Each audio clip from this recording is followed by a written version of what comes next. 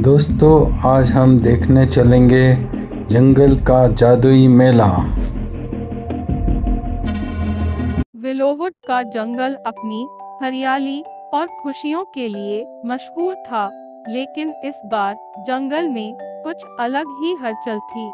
दूर दूर से जानवर एक बड़ी खबर सुनकर जुट रहे थे। जंगल के बीच में जादुई मेला लगने वाला था। यह मेला हर 100 साल में सिर्फ एक बार लगता था और इसमें तरह तरह की अजीबोगरीब चीजें और रोमांचकारी खेल होते थे। फिर सफेद फर और चमकती नीली आँखों वाला छोटा खरगोश और उसकी सबसे अच्छी दोस्त चंचल गिलहरी टिली इस मेले की खबर से बेहद उत्साहित थे।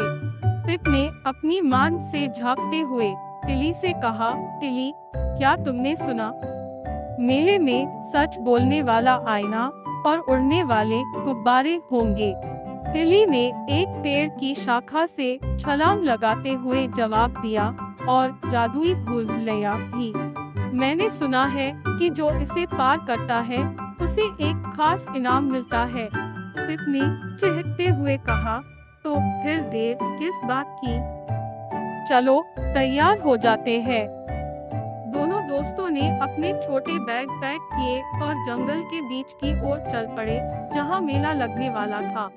रास्ते में उन्होंने अपने दूसरे दोस्तों रंग बिरंगे तोते, खुशमिजाज बिल्लियों और मस्तमौला बंदरों को भी मेले की तरफ जाते देखा। जैसे ही पिप और टिली मेले के करीब पहुंचे, उनकी आंखें चौंधिया गईं। चारों ओर रंग बिरंगे तंबू लगे थे। कहीं से स्वादिष्ट मिठाइयों की खुशबू आ रही थी, तो कहीं झूले और झूलों की हंसी खुशी। हवा में जादू का सा एहसास था। पिप ने इशारा करते हुए कहा, देखो वो उड़ने वाले गुब्बारे और वो सच बोलने वाला आईना। टिली ने जवाब दिया, चलो पहले आईने के पास चलते हैं। सुना है यह हमारे बारे में वो बातें बताता है जो हम खुद नहीं जानते। जब वे आईने के पास पहुंचे तो वहां लंबी कतार थी। सब अपनी बारी का इंतजार कर रहे थे। जब पिप और टिली की बारी आई तो पिप ने डरते डरते पूछा, आईने, क्या तुम मुझे बता सकते हो कि मैं खास क्यों हूँ? आईने ने मुस्कुराते हुए कहा, पिप, तुम खास हो क्योंकि तुम्हारा दिल बड़ा है और तुम हमेशा दूसरों की मदद करने के लिए तैयार रहते हो।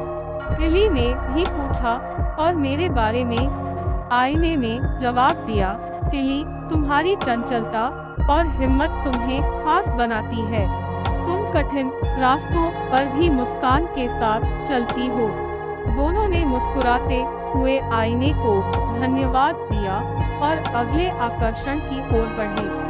पिप और टिली ने रंग बिरंगे गुब्बारों को देखा जो एक बड़े मंच से उड़ रहे थे। टिली उत्साह से चिल्लाई, चलो उड़ते हैं। उन्होंने एक बड़ा नीला गुब्बारा चुना और उसमें चढ़ गए। गुब्बारा धीरे धीरे ऊपर उठने लगा। ऊपर से जंगल का नजारा और भी खूबसूरत लग रहा था। पिप ने नीचे की ओर देखते हुए कहा, देखो हमारा विलोवुड कितना बड़ा और सुंदर है। लेकिन तभी तेज हवा का झोंका आया और गुब्बारा थोड़ा डगमगाने लगा। टिली ने हंसते हुए कहा, पिप, घबराओ मत, यह भी मेले का हिस्सा है। दोनों ने हवा में झूलते हुए खूब मजा किया और अंत में सुरक्षित नीचे उतर गए। अब बारी थी मेले के सबसे रोमांचक खेल की, जादुई भूल-भुलैया। यह भूल-भुलैया इतनी बड़ी थी कि इसमें जाने वाले को रास्ता ढूंढने में घंटों लग जाते थे। लेकिन इनाम इतना खास था कि हर कोई इसे आजमाना चाहता था। पिप और टिली ने भूल-भुलैया में कदम रखा। अंदर घुसते ही रास्ते बेतरतीब लगने लगे। कहीं दीवारें अचानक गायब हो जाती, तो कहीं गलियारे घुमावदार होकर और उलझ जाते। टिली ने कहा, पिप, हमें हर कदम पर ध्यान देना होगा। ये भूल-भुलैया हमें आसानी से बाहर नहीं जाने देगी। चलते चलते उन्हें एक बूढ़ा तोता मिला जो भूल भुलैया के कोने में फंसा हुआ था। पिप ने उसकी मदद करते हुए कहा, हम आपको बाहर ले चलेंगे। तोते ने मुस्कुराकर कहा, तुम्हारी दया का बदला मैं तुम्हें रास्ता दिखाकर दूंगा। तोते के निर्देशों का पालन करते हुए वे आखिरकार भूल भुलैया के केंद्र तक पहुंच गए। वहां एक चमचमाती सुनहरी डिब्बी रखी हुई थी।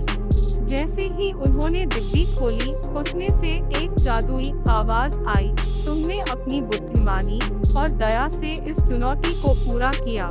तुम्हें इनाम के रूप में एक जादुई कांच का टुकड़ा दिया जाता है, जो तुम्हें कभी भी मुश्किल में रास्ता दिखाएगा। पिप और टिली ने मेले में बाकी सारे खेल और खाने का भी मजा लिया। अंत में जब मेला समाप्त हो रहा था, तो दोनों ने अपने दोस्तों को अपनी भूल भुलैया की कहानी सुनाई।